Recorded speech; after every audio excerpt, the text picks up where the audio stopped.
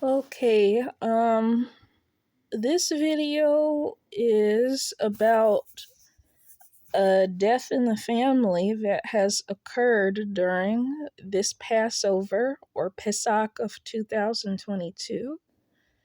And I'm not really sure how this should be interpreted, but it almost seems like there's a pattern going because um December of 2021, there were two historically unprecedented and also out of season brutal natural disasters at the start of the month on the 11th in Kentucky, and also at the end of the month in Colorado on the 30th. And that's in December alone. And in that same month, one of my distant cousins on my father's side, who's half Apache, and also who was chief of a tribe for Black people of Native American descent, he died the week of Christmas. And another Black guy who is also a tribal leader over Black people of Indigenous descent, he also died the week of Christmas too. Both of them. And if I'm not mistaken, they both died from COVID.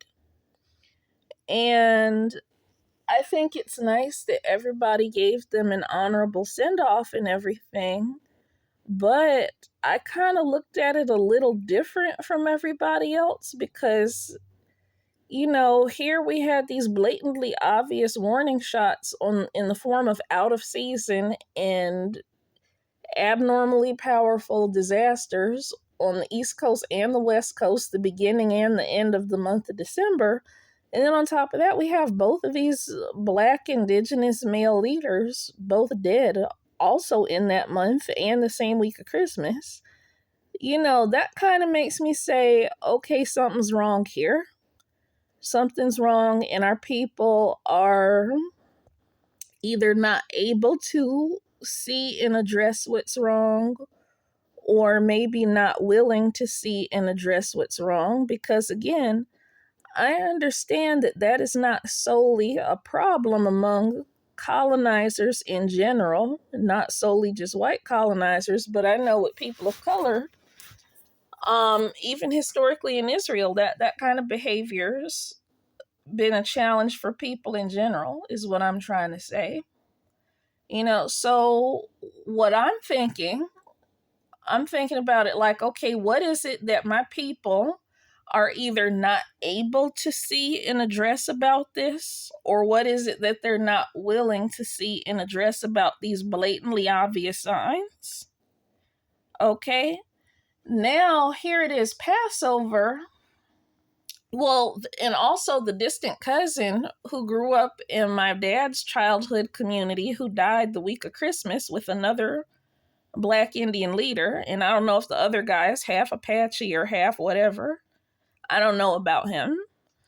But anyway, one thing about my cousin who kicked me out of the tribe for Black people of Indigenous descent, like, I had been arguing with him, trying to get him to address the issue of extreme colorism directed at women in both the Black community and in Indian country. Because, see, I'm bilingual. I speak more than one language. And when I was down in Texas and California, I really got an earful from the Mexican women who were not heavily European mixed. I really got the real scoop from them.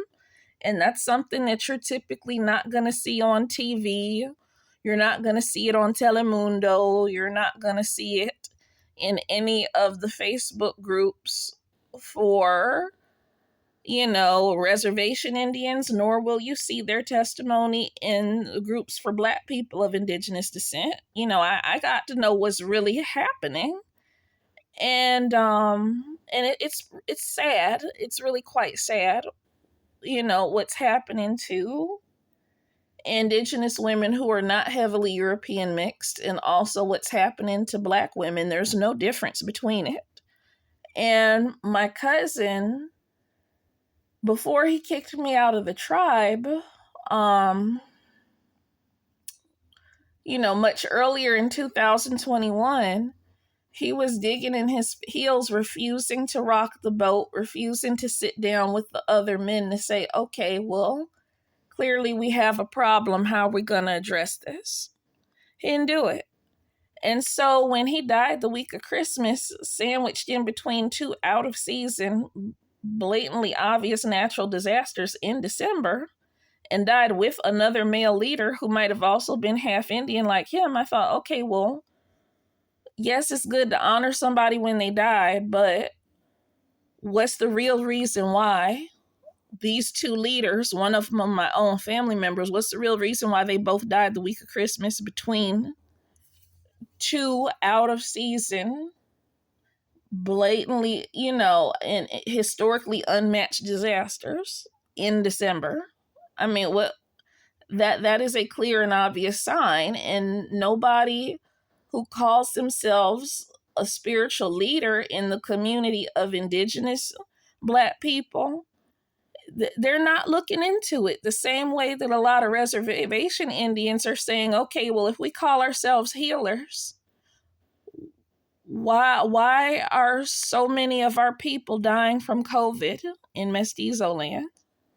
They're not questioning themselves. I'm at least humble enough to question myself, and I'll say, okay, well, why is it that I'm seeing and hearing from any and all different types of spirits? So why am I not seeing the higher level establishment of boundaries spiritually? Why am I not seeing specific types of communication spiritually? Why, regardless of my time as a devout Christian, nor in my time of interacting with pagans, why is it that I didn't see higher level communication results from neither one? Like I like to question what I'm experiencing and why, because I know that no matter how much I learn, there's always a possibility that I could be missing something or misunderstanding or misinterpreting. And I just feel like when it comes to stuff like this, I think maybe a lot of my people don't want to have common sense when it comes to stuff like that. The same in the white community. When blatantly obvious stuff like that happens in the white community, I notice a lot of them tend to do the same thing, where they don't want to sit down and think about it and question it. Like in Southern California, there was an earthquake stronger than any seen in the last 20 years. And it was on the 4th of July. Okay. Blatantly obvious sign. And then what the white community did was they got a female geologist to get on TV. And this white woman, she said, oh, there's no pattern. There's no pattern to what's happening here. It doesn't mean anything. I mean, the gall and the audacity, they basically doing the same shit wrong as what you see in the community of people of color. It's either that unwillingness to really try to look at what's being communicated, or an inability, either not able to or just straight up don't want to and refuse. So I've seen this on both sides when things happen that are clear and obvious signs, and they're like, nope, we're not going to look at that. And so now during Passover, there's been another death in my family, like on a holiday, and this time instead of Christmas, it's a death during Passover. Now, what the meaning of a death during Passover might mean, I'm not going to pretend to know or have all answers on that, but I know it's a blatantly obvious sign. When the oldest member of my family dies, the oldest male member of my family dies during Passover, that's kind of a blatantly obvious, pay attention kind of moment, okay? And so, what I'm wondering is anyone in my family going to sit down and really think about it? Like, is anybody going to say, okay, well, is this a good thing or a bad thing? Is this a positive sign or a negative sign that we've lost the male elder, the oldest male of the family during Passover? Like, is anyone going to sit down and pray and be like, okay, well, does this have a meaning? And if so, what does this mean? And honestly, I wasn't expecting anything like that, because today I had fallen asleep in the middle of taking notes on some things for my next video in the series. And when I fell asleep, I had a dream about a lot of snakes. There were a lot of snakes everywhere, but they were not behaving aggressively. They were just kind of minding their own business, but it was a lot of them. Little tiny ones, real big ones like a boa or an anaconda. And a lot of them were in water, and some of them were on paved sidewalks where people walk. And when I woke up from that dream that had a lot of snakes in it, like no more than like maybe 2 seconds after I opened my eyes from the dream, my phone was ringing, and my cousin, who doesn't really allow me to speak to my children very much, she was telling me that my grandfather died this week during Passover. And she was trying to get my mother's phone number because she don't really, granted. Anyway, there's some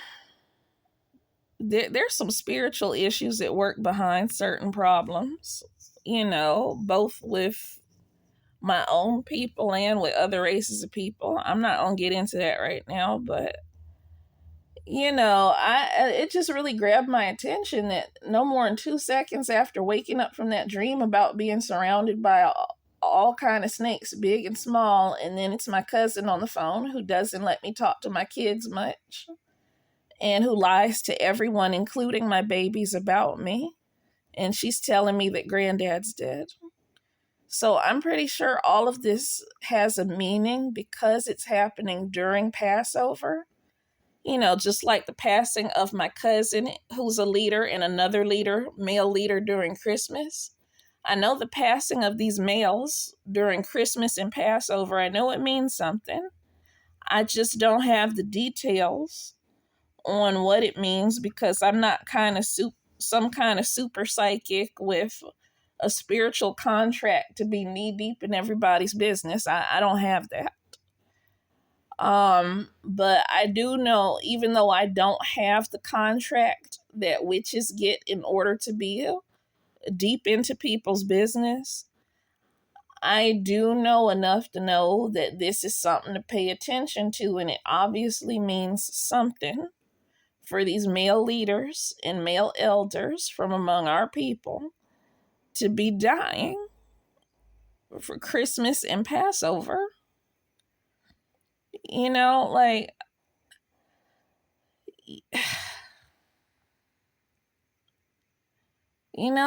I believe this is a time when we should be questioning ourselves. And for most of us, it's just really not happening.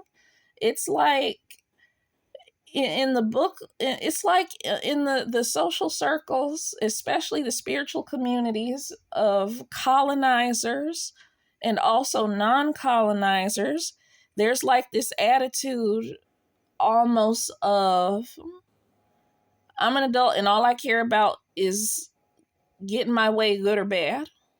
And if it's not, if something is not giving me my way, good or bad, I'm going to malign the shit out of it. And in the more extreme cases, you have some people where, and this is how people have always been. Even in ancient times, people were like that. Like in the Powhatan tribe, their prophets were warning their people about a tribe that would come from far away and murder most of them, right? So what the Powhatan chief did in response to the prophecy, he went across the water or to a neighboring territory and mass murdered his neighbors, right? Because he was trying to prevent a calamity. But it turned out the chief had interpreted the prophecy wrong. White people showed up in boats and then they killed his ass and mass murdered all his people. So this man sat there and killed a lot of his neighboring tribes around him. And it turned out the prophecy wasn't even about them. It was about a whole ethnic group of people he had never even seen before.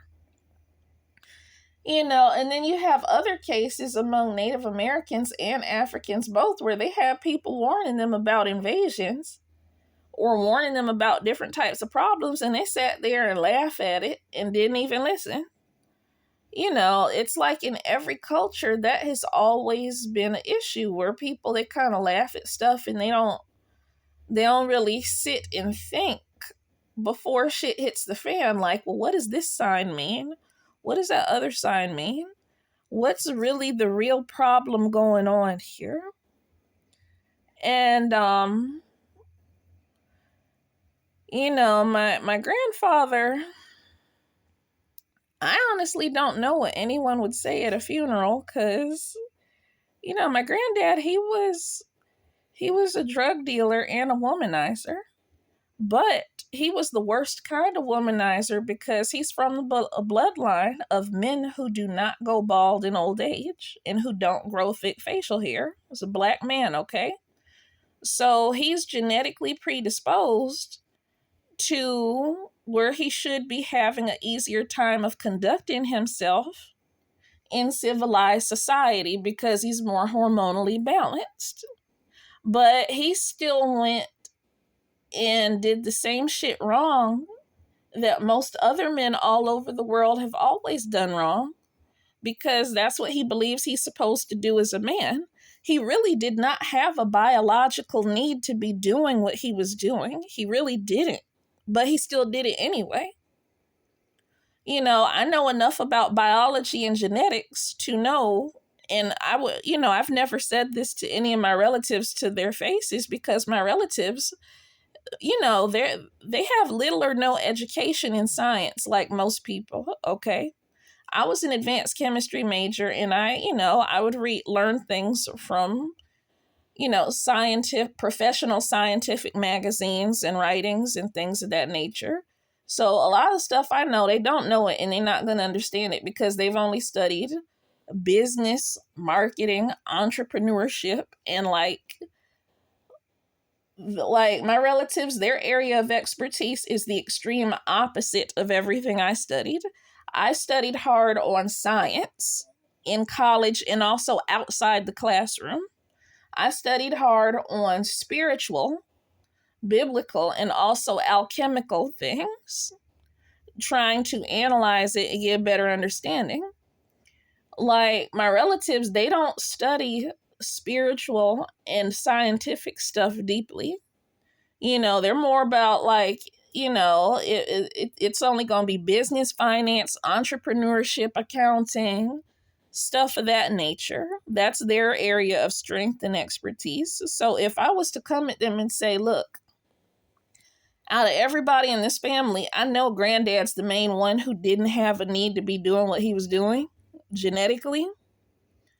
I can't come at my family and say that, because if I came at them and said that, they'll be saying, oh, you're stupid, you're retarded, all black men need to have 2 to 100 women, and you're so dumb, and you're just white, and all you know is white things, and you're an enemy of our people.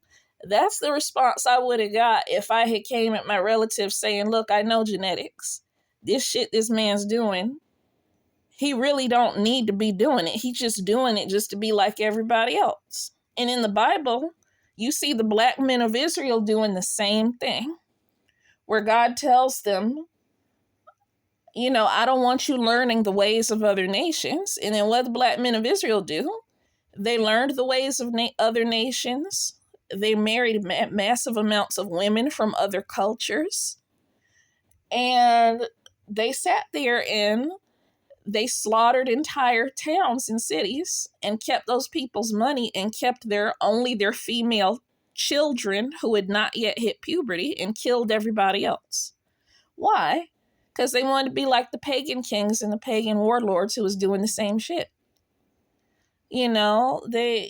the black men of Israel, they did a lot of stuff that was really ugly. And then on top of that, they begged for a king.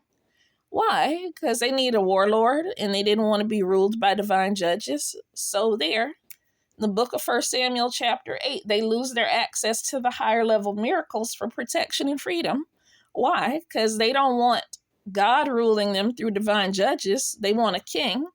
They want a warlord to rule over them so they can continue slashing and burning and only keeping the female children who have not yet hit puberty alive while they kill everybody else.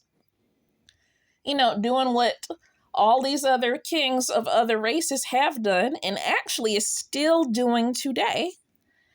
And my granddad, I think it's great that he got off drugs. I think it's great that he cleaned up his life and started doing work to improve great grandma's house that he never moved out of.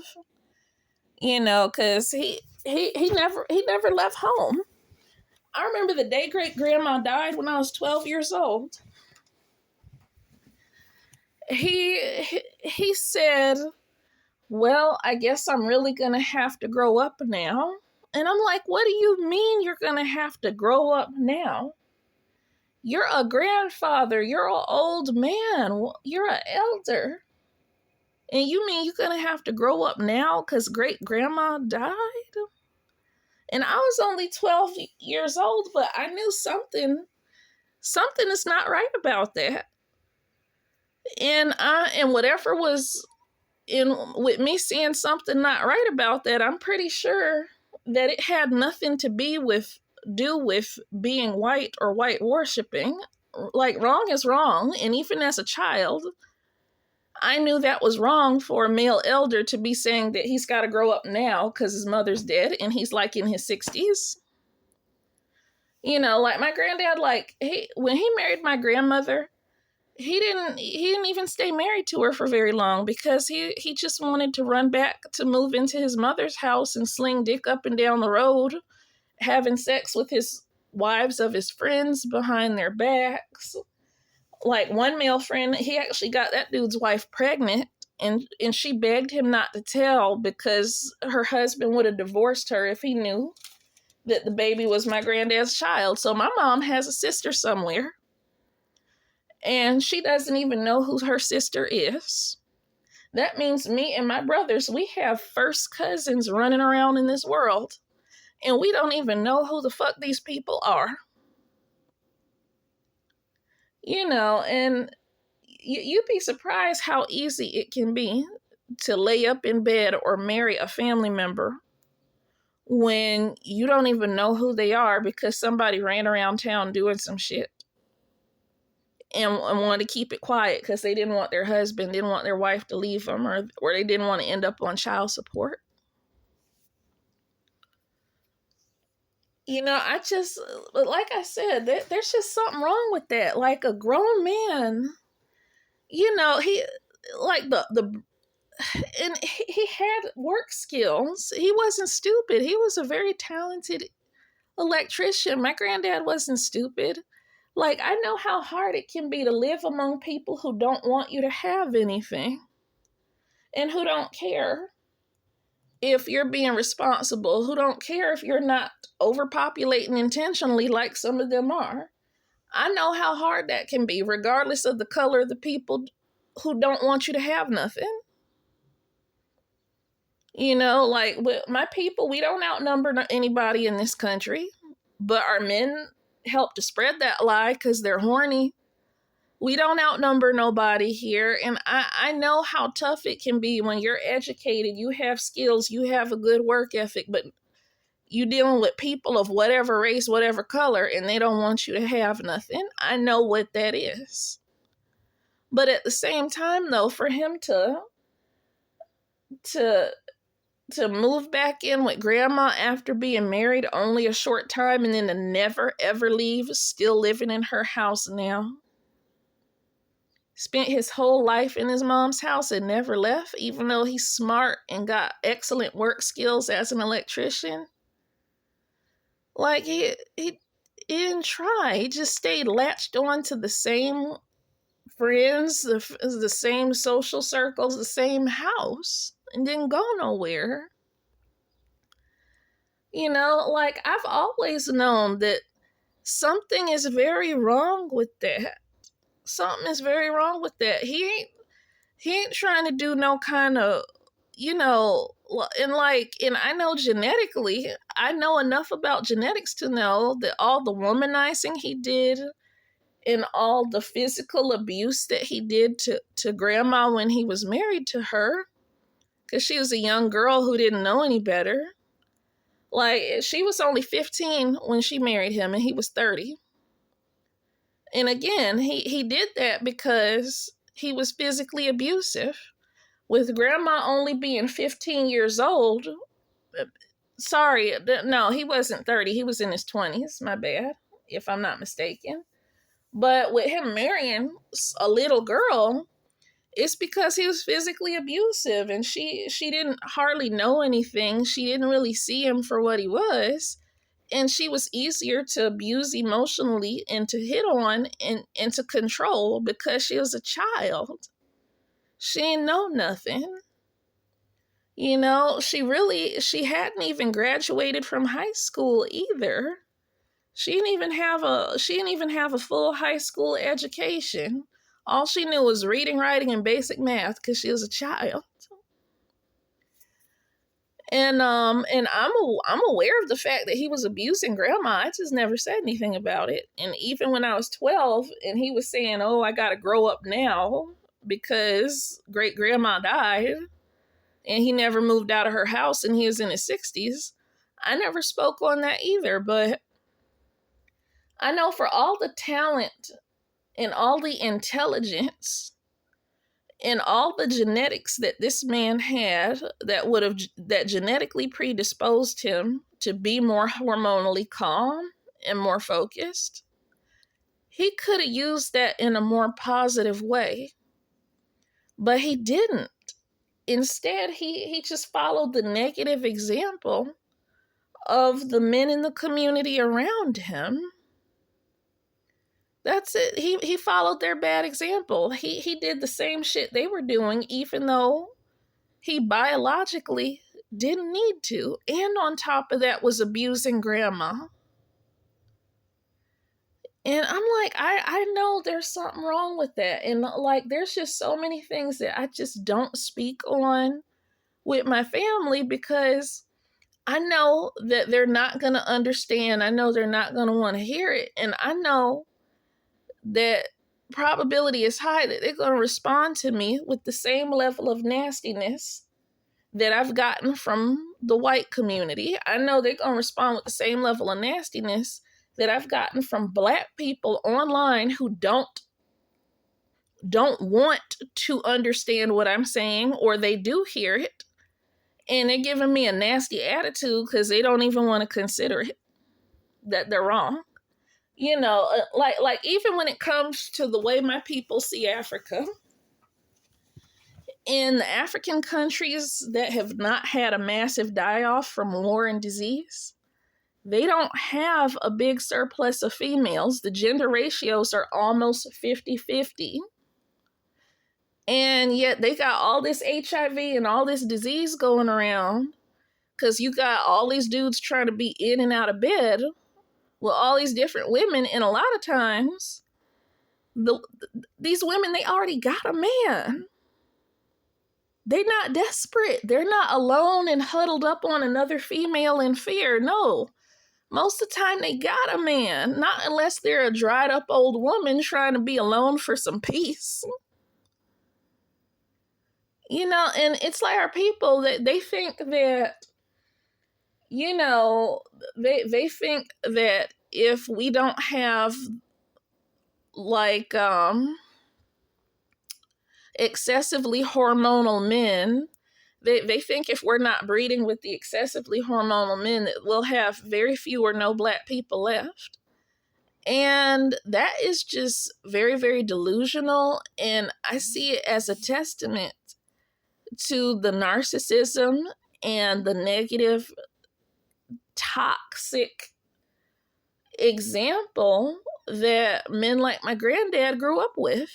Where my granddad, he could have done so much better than what he did. He could have. But instead, he did what he saw the other guys doing. He was smart. He was talented. He was great with electronics. He was genetically one of the more calmer males because he did not go bald in old age. He did not grow thick facial hair. At least when he was in his 70s, when I last saw him, he had a full, thick head of hair. Won't nothing wrong with that man when I saw him in his 70s.